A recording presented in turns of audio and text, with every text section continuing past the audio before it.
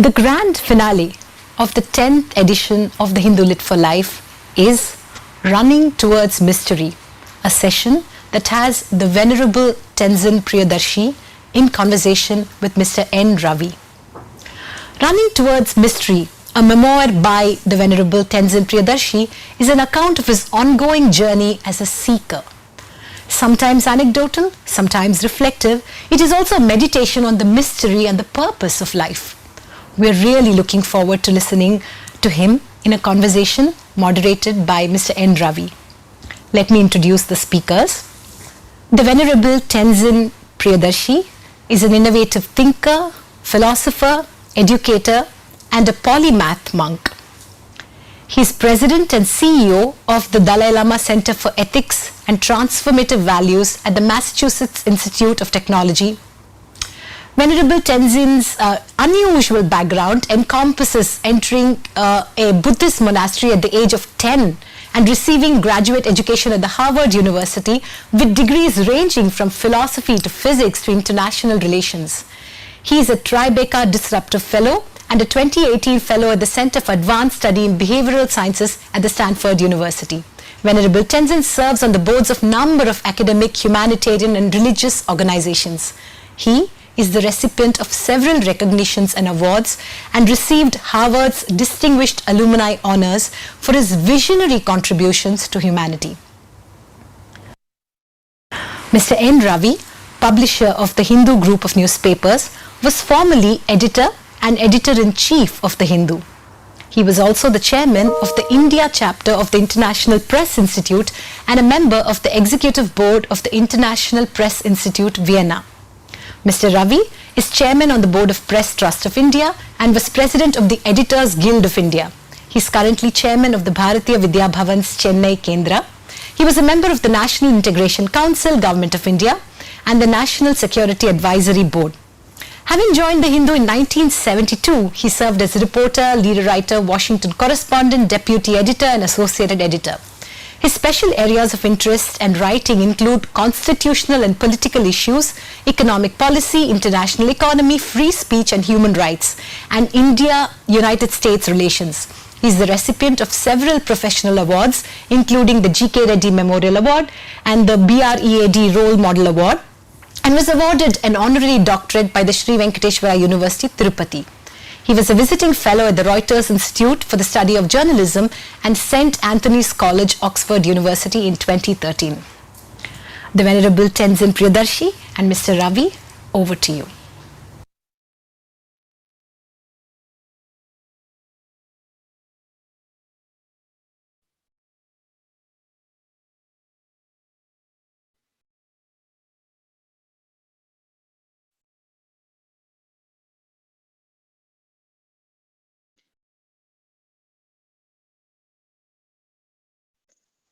Good evening and welcome to this concluding session and this conversation with the Venerable Tenzin Priyadarshi, author of this book, Running Toward Mystery, The Adventures of an Unconventional Life. The Venerable Tenzin Priyadarshi is an unusual figure, an ordained Tibetan Buddhist monk, now on the rarefied reaches of the MIT, a monk in academia, or an academic among monks. This book is an account of the making of a Buddhist monk, how a 10-year-old boy from a privileged landowning Hindu family from Vaishali in Bihar came to don the burgundy robes of a Tibetan monk. His father was a senior Indian revenue official. One of his sisters is a lawyer in Delhi and the other an actor.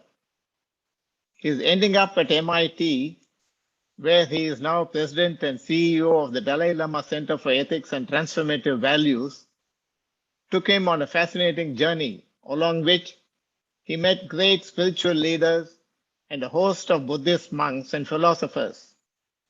The book is part personal story and part philosophical reflection, filled with insights on leading a purposeful and ethical life.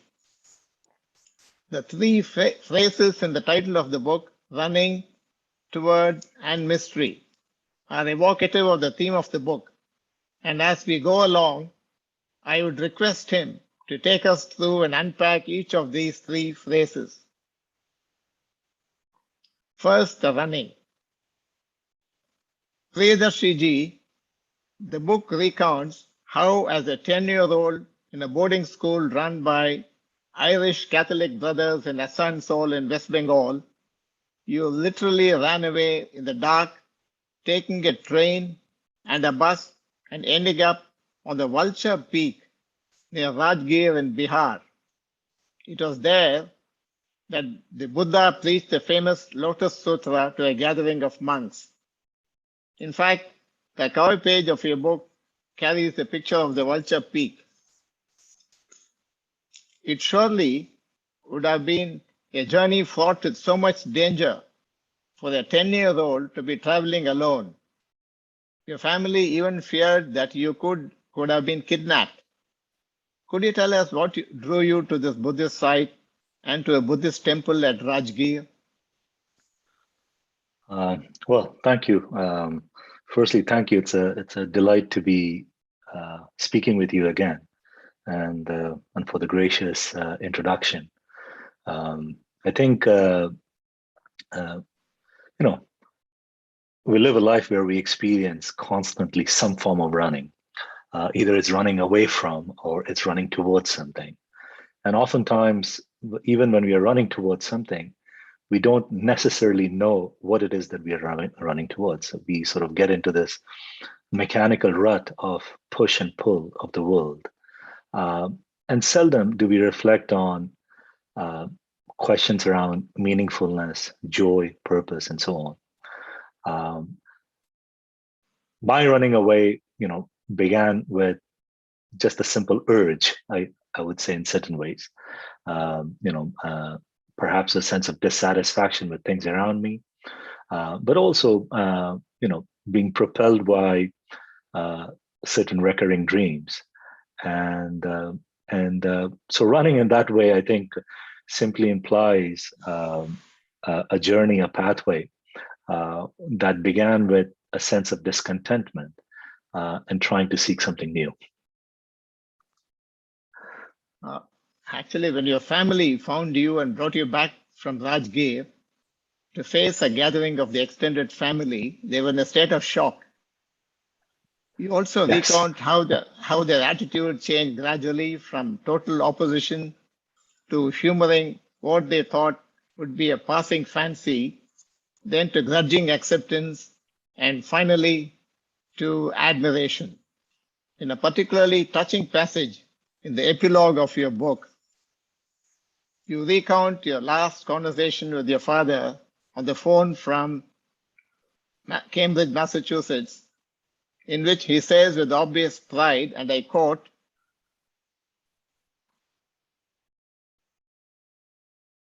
"You have traveled the world, you have done so much good work that I really admire and appreciate. You have become a teacher of the world." How did your family's change of attitude come about? Well, it required tremendous amount of patience, for one thing. No, that incident of coming back to the family after they had found me is still quite fresh in my mind, and I often jokingly tell people that was perhaps the most difficult audience of my life.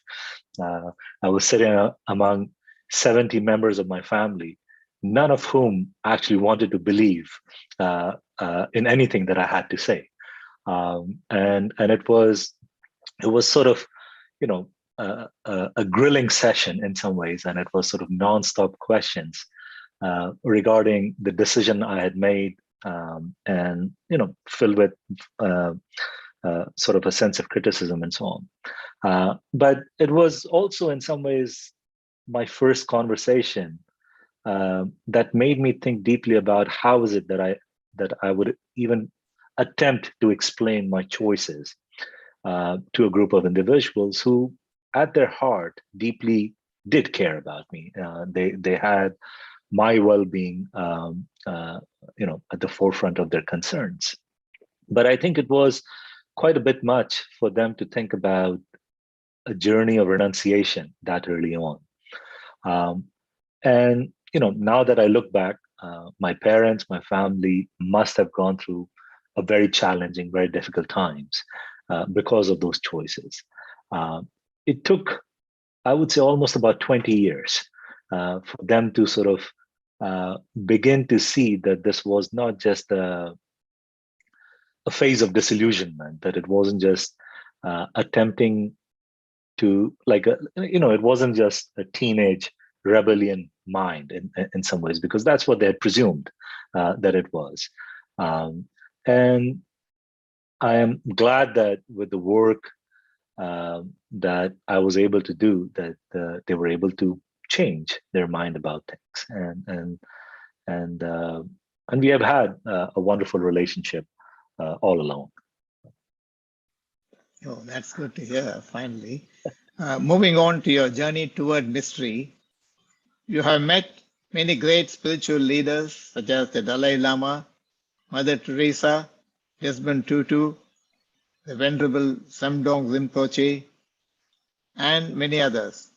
You have a chapter on each of them relating the qualities to similar notions in Buddhism. Can you tell us what are the qualities that you admired in them? What influences did they bring to bear upon you? Say, Desmond Tutu and Samdong Rinpoche? Certainly, I think one of the joys and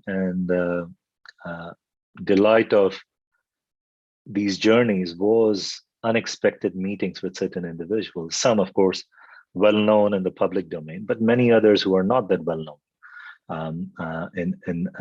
to public, and to be able to learn from their journey and their sort of experiences in life. I think one of the overlapping qualities that I could see was the sense of curiosity. Individuals such as Samdang Rinpoche,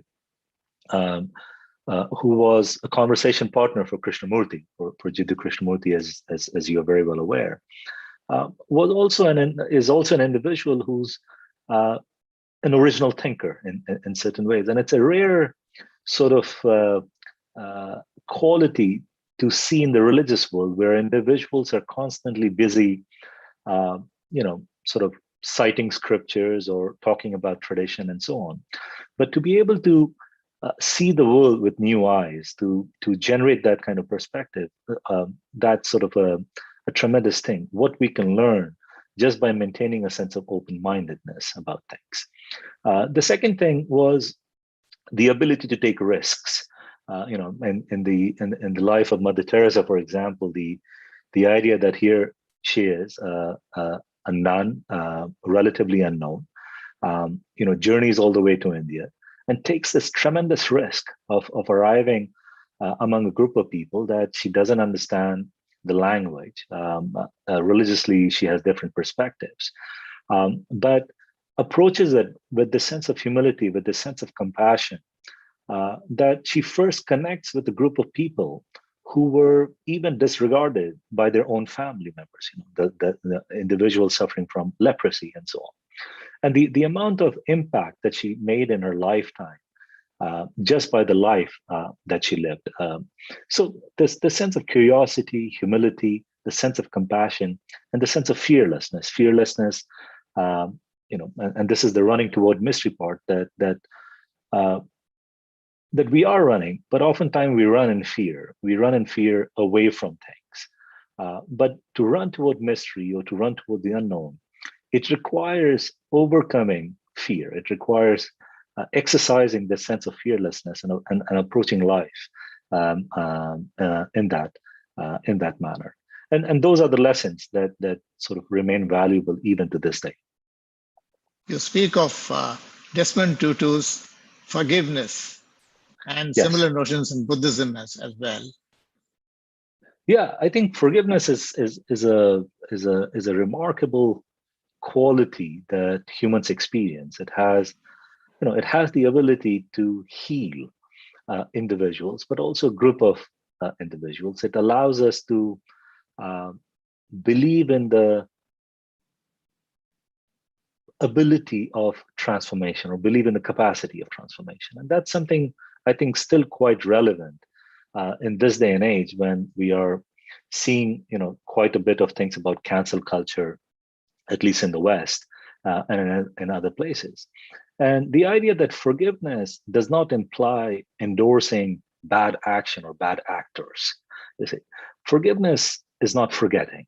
Forgiveness simply implies that as a human being, I acknowledge that people are filled with errors, people are misguided, people are ignorant. But if they should or they ought to be given a chance to change, to transform positively, then we must sort of exercise that sense of forgiveness. And of course, there are limits to everything, but I think forgiveness is what allows us to truly see the humanness in other. And as a society, I think we need to sort of learn also to be more forgiving. The Dalai Lama has had a profound influence on you, but in your book you say very little of him. Are you saving it for another book to follow? So yes. The thing was that I have learned so much from him, and just from his being, that it would not have been fair to just have him as another chapter in the book. And if I were to sort of start writing about him more in depth, or even about Mother Teresa more in depth, it would have become a 700-page book, which would have been a discouragement to most of the readers. So I'm hoping that as conditions and time permit, I'll be able to narrate certain lessons that have been imparted to me from him. Your center, that is the Dalai Lama Center at MIT, is a non-sectarian institution dealing with ethics and values. Could you tell us something about the kind of work that the center does both at MIT and outside? How did it come into being in the first place? I think it came into being simply because of the need that back in 2009, 2010, when the world was experiencing the global financial meltdown, it raised certain questions in various circles, in policymaking institutes, but also in academic institutions, about how do we nurture good leaders? How do we nurture ethical leaders? Because we were noticing that most of the educational programs actually were not too keen in any kind of ethical learning, and that those existed were not very effective because they sort of approached ethics or morality in a very dogmatic fashion. So the whole idea that prompted the Center for Ethics was just that let's try to do something to make the world more ethical and more just. But in order to do that, let's begin with revamping how it is that we learn about it. How is it that we teach about it? And that was the sort of sense of curiosity that propelled the center into existence. Now its program operates in about 10 countries, the hub being at MIT. And the idea simply is to experiment with a variety of programs and curriculums that allows us to sort of understand how ethical learning takes place. You see, the challenge is when you look at any kind of schooling mechanism that we are familiar with, we spent a great deal of time teaching kids about certain kinds of skill sets. See, so we can make them very good sort of financial advisors or lawmakers and so on. But none of these programs emphasize the sense of kindness, the sense of truthfulness or honesty that we expect of our bankers and policymakers. Meaning, we don't just elect officials or leaders thinking that they will be able, but we also elect them because we trust them, and we trust them implicitly at times because we think that they are responsible not only for our future, but also of the future generation. So we should not gamble with certain ideas around human character, and we should pay attention as civic institutions to figure out a way that how is it that we can create roadmaps for good leaders, not just effective leaders, but good leaders. Moving to the type of learning about religion, you recount in your book the advice of your mother's uncle and the well-known historian R.S. Sharma to study religion as a scholar without the bias of a practitioner. The Venerable Samdong Rinpoche steered you away from ritual-oriented Buddhism to the study of Buddhist philosophy. Of the various approaches to the study of religion, there's a method of the scholar in academia standing apart from the practice of religion and reading the text, possibly comparing it with other religions, and the insider's approach from the standpoint of faith and practice. You have gone through the academic approach during your graduate study at the Harvard Divinity School, and you are also an insider to the tradition as an ordained Buddhist monk. How would you reconcile the two approaches? Do you put aside your robes, figuratively speaking, when you teach a course or organize a program on ethics at MIT? I think putting aside robes is simply it's simply symbolic of the idea that I don't have all the answers, and I don't want to approach learning from the point of a dogma of certain kind.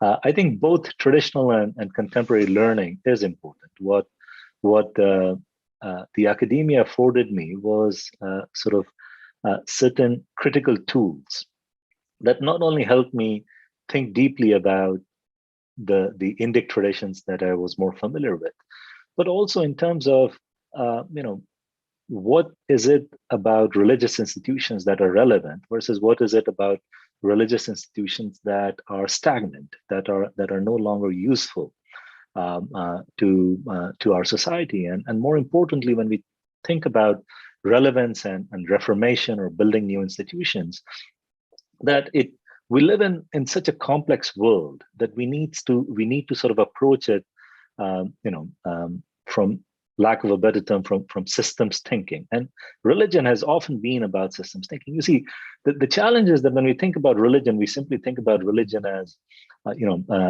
set of rituals or a belief system or a worldview. But on the other hand, if you look at religion is that which has influenced trade relationships from very ancient times. It is that which has played a great role in terms of nation diplomacy across borders. The entire institution of the Dalai Lama was a diplomatic enterprise against the Mongolian Khans who wanted to invade Tibet. You see, we forget that how important religion is in terms of informing our policymaking enterprises and so on. So when you see that something as deeply involved as religion influences all walks of life, then one needs to begin to reflect on how is it that this complex system works, with religion being just one of the players, one of the influencers. At the same time, I think the scholastic approach to religion in itself is not complete. It's not complete because it requires a certain contemplative discipline. It requires a certain kind of pondering, a certain change in lifestyle in some ways that I think is very useful and beneficial, both in short and long run. And so, my struggle was how to balance the both. And that is something that I'm still sort of trying to balance. But I don't see them as two separate pathways. They're both driven by a sense of curiosity. They're both driven by a sense of willingness to transform. And that's, I think, how we should approach it. I think more academics should go to ashrams and monasteries and experience that life. And I think more people from ashrams should come to universities and expose themselves to other knowledge disciplines. Staying for the moment on the Dalai Lama, how do you see the succession question playing out? Because we, of course, wish him many years of spiritual service, but he himself has been asked this question many times, and he has not ruled out any possibility. He has said at various times, for instance, that Dalai Lama could be a man or a woman. There may not be a Dalai Lama at all. He could be found in Tibet or outside, and so on. Is the question of succession being discussed in the Tibetan circles, and is it? Of course, I mean, it is a concern to many, both internally in terms of for the continuation of the institution of the Dalai Lama, but also the unfortunate implications in terms of the geopolitical relationship between India and China and other groups. There are other individuals such as Samdol Rinpoche who are, I think, better qualified to respond to this question. I would just leave it at this: that you see, this Dalai Lama is a tremendous individual. Meaning the kind of global impact he has with his ideas, with his vision, is something that is of a remarkable scale. Very few individuals, especially religious leaders, are able to speak across boundaries, across disciplines, across religious circles or a group of their faithfuls. You see, the appeal of the current Dalai Lama is not just to the Tibetans or just the Buddhists. He's a global figure, he's a global icon. And at the same time, he approaches everything with this childlike curiosity, meaning he's willing to learn, he's willing to think through, he's willing to experiment with things. And he's perhaps one of the most open-minded individuals that you would encounter. And so that's why I think, it's in the best interest for many to heed the advice that he has to give. And I think we'll be better off as humans, we'll be better off as a society if we are able to sort of follow some of his advice in terms of implementing it in our policy work. But acknowledging that we are in a complex geopolitical scenario for various reasons. Digressing for a moment to the present, the pandemic has brought sickness, death, loss of livelihoods, and misery to large sections. It has also enforced relative isolation and a pause in our activity and ordinary business of life. As a monk used to solitude and reflection, how do you think we should use this pause and isolation to put us on a path to a more sustainable future? I think these past 2 years of the pandemic, we couldn't have designed a better social experiment. Nature is constantly reminding us what a wonderful enforcer it is, and it gave us a pause. But people respond to those kinds of pauses differently. Many are sort of eager to get back to the old normal, to get back to old ways of life and so on. But I think it'll be we'll be remiss if we simply sort of did that. That's the habitual tendency of mind, to go back to the familiar and wanting to recreate what we know in familiar sense. But solitude is what allows us to pause and reset, to reprioritize what really is important to us. It's not like most individuals are going to suggest that their lives 2 years ago were phenomenally happy and joyful or meaningful, and that they're going to continue that way.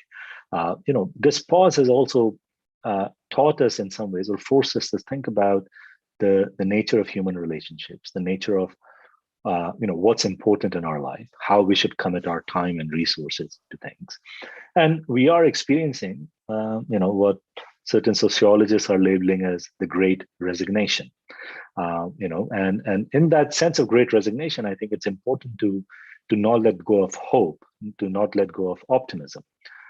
You see, in a small experiment in some ways, we forget that the Renaissance in Europe was preceded by such a pandemic, by such an event, the plague. The issue for us becomes is that as we experience in such a global fashion, what would Renaissance look like for us? And for that, we need a moment of silence, a moment of pause, to see how we get in touch with our creative side and create a more sort of meaningful future for us.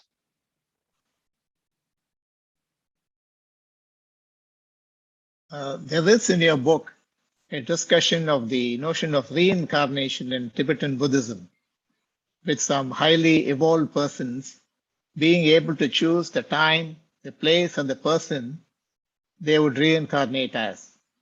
The person reincarnated are held in high esteem. So ingrained is this prior notion that the Ministry of Religion, controlled by the Chinese Communist Party, has assumed the authority to identify the reincarnated persons in Tibet. The noted Buddhist scholar Kushok Bakula, who served as a member of parliament from Ladakh and also as India's ambassador to Mongolia, identified you as the reincarnation of the renowned scholar Kunu Lama from Kinnaur in Himachal Pradesh. In fact, the Dalai Lama had sought out Kunu Lama for instruction for himself and his group when he came to India in 1959. How would you explain this notion of reincarnation in Tibetan Buddhism? I think the notion of rebirth, let's take that first, is something that is quite common in all of the Indic traditions. You know, in Hindu tradition, we speak of rebirth. In Buddhist tradition, we speak of rebirth, and oftentimes we take it as a matter of fact. And you know, in the Buddhist worldview, that is the idea that death is not the end of things; that it's simply a pause, and the process of consciousness continues even after the physical death of this body. And the worldview sort of, you know, operates under that. Reincarnation as a phenomena simply implies that there are certain individuals who have the ability to foresee and direct how it is that they would like to be to come back as, most times to either continue their own spiritual practice, and other times to serve the world with their spiritual practice. And so within the Buddhist worldview, it occupies sort of a central role. Unfortunately, when reincarnation became kind of an institution, it also became, in its own right, in Tibet, a kind of a class system. You know, that people wanted to sort of identify more and more reincarnations, and there was a whole sort of politics of reincarnation that accompanies it, and we see that, you know, that kind of thing happens a lot of times in any human-built enterprises, and religion is no exception to that. Bakla Rinpoche, you know, if more and more Indians are watching this, I would suggest that they should try to familiarize themselves with his life. He was one of the most remarkable individuals in the Indian intellectual circle, in the Indian political circle, who truly sort of was able to sort of seamlessly weave the intellect, the political astute, the diplomatic role with religion in a way that actually fostered quite a bit of goodness, not only for people of Ladakh, but also people of Mongolia, who are still sort of indebted to him being there for 10 years as India's ambassador and helping revive and reestablish the Buddhist tradition and culture that was lost during the Russian invasions. So I think, you know, when we think about rebirth or reincarnation, one of the most crucial things about it is that it tells us to pay attention to this life. It tells us that choices and decisions that we make in this life, this very moment, matters. That the consequences of these choices and decisions is not just limited to how we experience it in next week or next month or next year, but there's a longitudinal trend. There's a long-term journey to all that occupies this world. The last question from me before we go on to audience questions. Buddhism does not talk of creation, of the universe, or of man, or of a creator. Yet in practice, it brings in some elements of magic or the supernatural or phenomena that defy rational explanation. For instance, you speak of the visions you had that drew you to Rajgir, or of some evolved persons being able to be at the same time in two places, of drawing milk from the picture of a cow, and so on. How would you explain such phenomena and the ambiguity of including both a rational worldview and mystery? I wouldn't. I wouldn't venture into explaining it at all. You see, I think one of the things that we need to be mindful of is that we like to think of ourselves as rational creatures. We like to think that all the decisions that we make are driven by reason.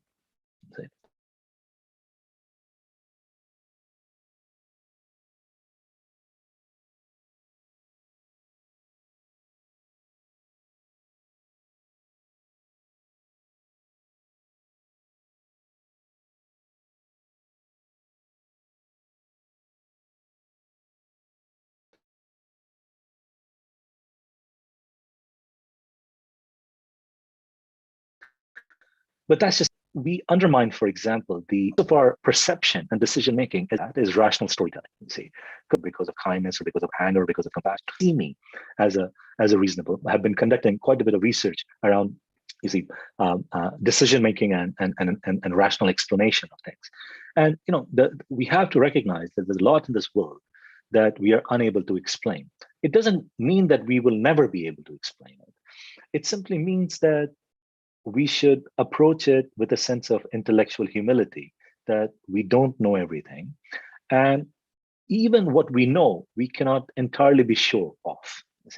And that's sort of, this Gödel's proposition of the incompleteness of knowledge. But we have to understand that even in our day-to-day existence, even in our day-to-day life, so much that we are involved in, so much that we do is simply driven by emotions, let alone worldviews, the push and pull of others, and so on, that we cannot just justify it all as saying, let's come up with a rational explanation.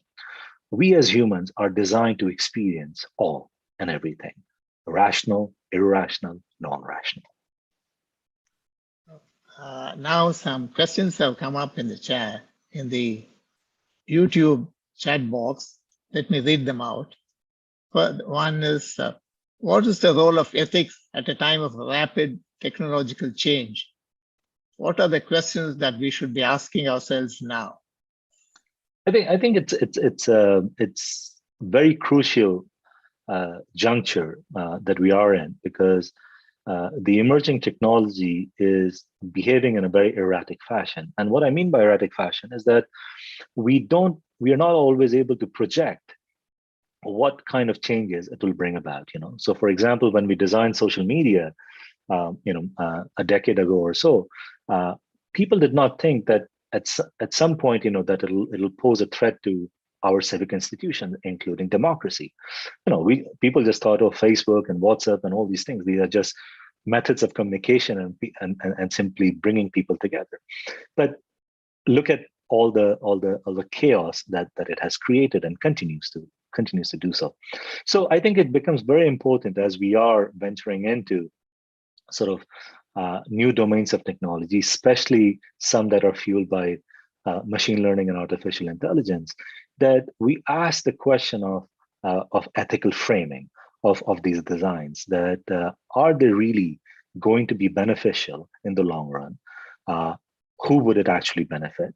At what scale would it benefit? And more importantly, what are the challenges that it is actually going to bring about?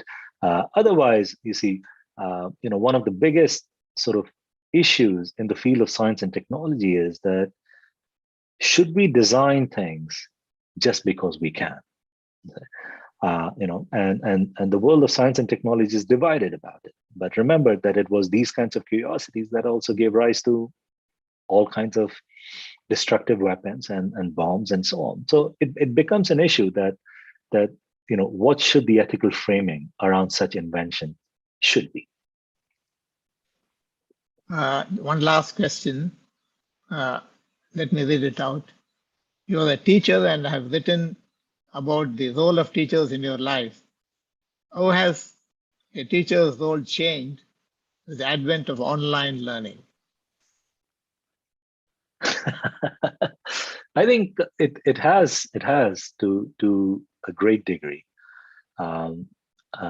Just the other day I was having a forum at MIT with a colleague about digital education and has it actually transformed education the way we had hoped for it to.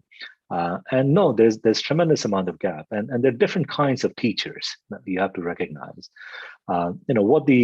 What online learning has done is that it has made tremendous amount of content accessible to us, including religious content. But at the same time, it has also created a kind of confusion in some ways that when people are exposed to, it's like drinking from the fire hose, but not in a good way. If you're exposed to so much variety of curriculums and thoughts and teachings, then the responsibility falls on you as an audience, as a receiver, as a recipient, to exercise discernment and to see what is actually valuable, what is actually useful, and in this day and age, what is actually true. So I think that has been one of the biggest challenges. I think the good side is that it has made things more accessible.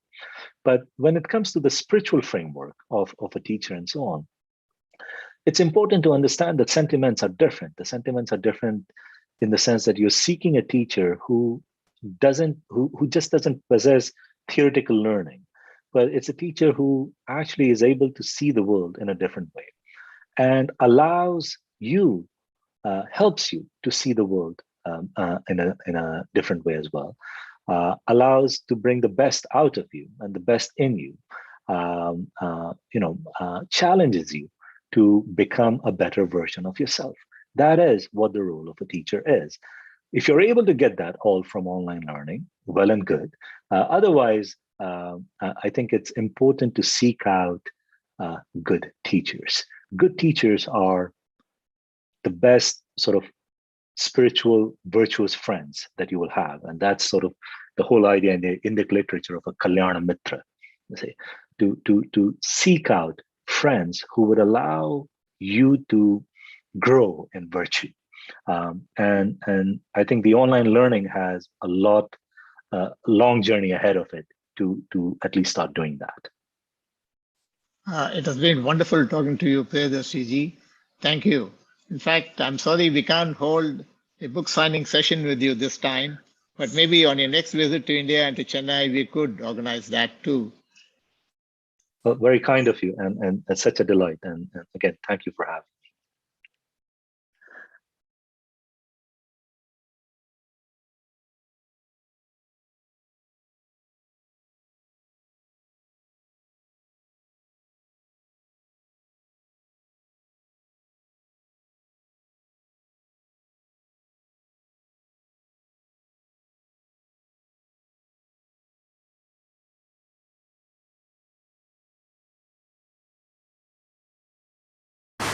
Thank you for that illuminating session filled with mindfulness and the importance of continuing to seek along life's journey.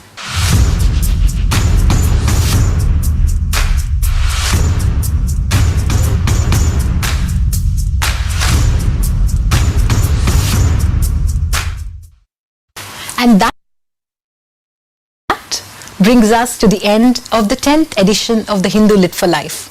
Before we call it a wrap, I want to take a moment to acknowledge the creative inputs and support of the curatorial team, Rachana Singh Davidar, Kamini Mahadevan, Prasanna Ramaswamy and Kritika R, who've tirelessly worked to ensure the bar of the festival is constantly raised.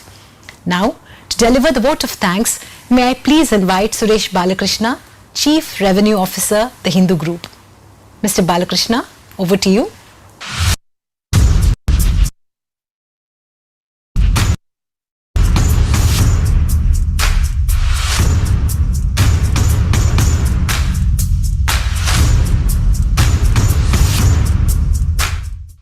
Wow, what an intellectually stimulating and high-octane Lit Fest we have had for the last 1.5 days. It's the first time that the Lit Fest has gone virtual, and I'd like to thank all of you. I'd like to start by thanking each one of our esteemed speakers and moderators for giving us such invigorating sessions. You have undoubtedly given us new perspectives to ponder upon. The discussions were thoroughly riveting and extremely exciting. A program can be made successful by putting the right people and the right topics in a session. Thank you, Dr. Nirmala Lakshman, R. Kritika, Rachna Singh, Prasanna Ramaswamy, and Kamini Mahadevan, and the whole team for meticulously curating a stellar selection of speakers, moderators, and topics for this edition of Lit for Life. You have been the backbone of this event for years now. We extend our heartfelt thanks to our sponsors. Thanks to our wonderful MC, Akhila Krishnamurthy, for brilliantly anchoring this show. Last but not the least, thanks to our audiences. For any artist, a good audience is important. Thank you for logging in to catch this virtual edition of Lit for Life from various time zones. You have made the 10th edition of Lit for Life a mega success. I'm super elated to inform you all that Lit for Life will be back, bigger and better. Thank you everyone and stay safe. Thank you, Mr. Balakrishna.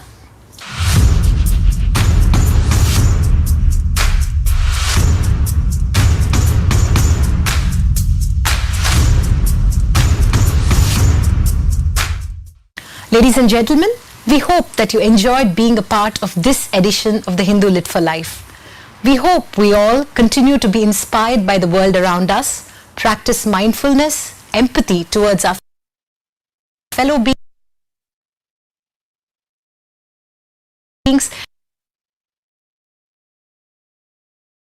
and think constantly about the lessons that the pandemic has taught us and why really we need to practice it to ensure a better quality of life for our future generations. We extend our heartfelt thanks to our sponsors.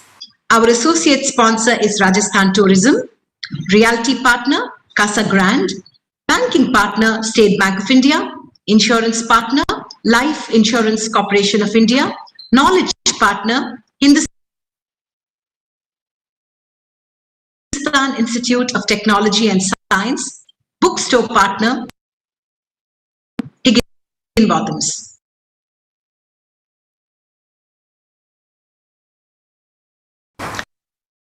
Thank you and have a good evening.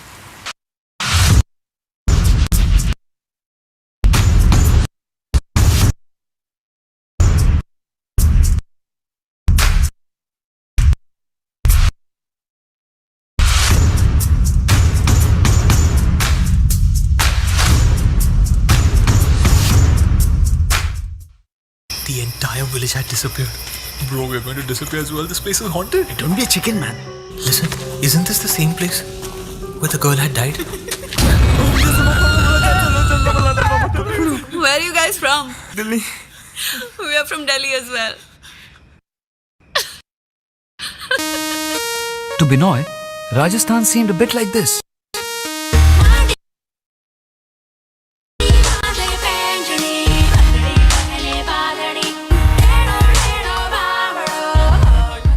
When you buy a home, make sure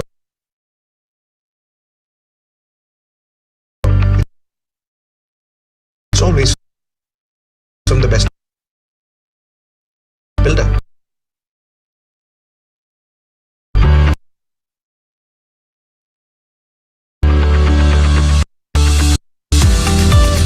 With 16 years of real estate expertise, over 100 superior projects, 17,000 happy customers,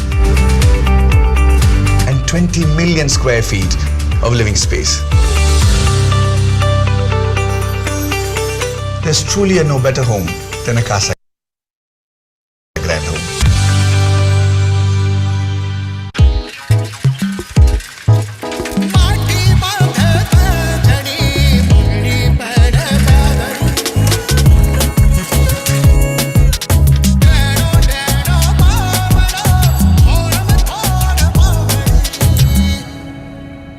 To Jane, Rajasthan seemed something like this.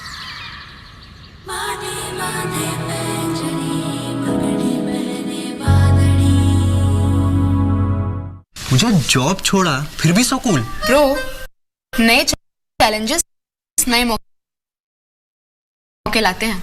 अच्छा, seriously Rahul, मेरा पूरा घर now it's an online retail store. देख। Wow, लेकिन पैसे? कुछ साल पहले दिवाली बोनस को इन्वेस्ट किया था। और अब तो है LIC का यूलिप प्लान निवेश प्लस। एक बार इन्वेस्ट करो, इंश्योरेंस से सुरक्षा का लाभ और मार्केट की बढ़त का फायदा दोनों पाओ। One sec Rahul. Madam, you're double cool. Festivals bring a lot of happiness and precious moments that make us smile. Avail exciting offers on personal loans, car loans and gold loans with zero processing fee and low interest rate. Apply now on sbiyono.sbi or log on to bank.sbi and welcome happiness this festive season. SBI, हर त्योहार शुभ शुरुआत। My journey of insurance and investments began at the same time when I invested in LIC SEEP. In this fast-moving world, SEEP can balance your funds with security and growth. SEEP will take care of the ups and downs of the market and will give you fruitful results so that you enjoy the ride. And when SEEP is with you, you can soar high. LIC's unit-linked insurance plan SEEP offers savings and protection so that you can soar high in your life. LIC, हर पल आपके साथ।